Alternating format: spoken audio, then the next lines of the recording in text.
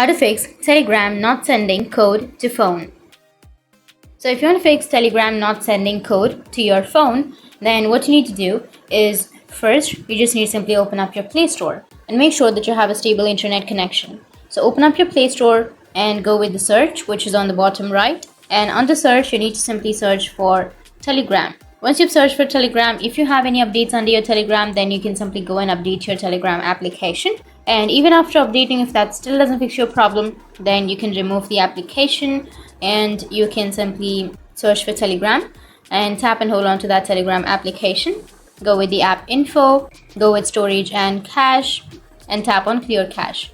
Once you've cleared your cache, now you can go back and you can restart your device. So simply press and hold on to that power button and then tap on restart. Once you restart, your problem will be fixed.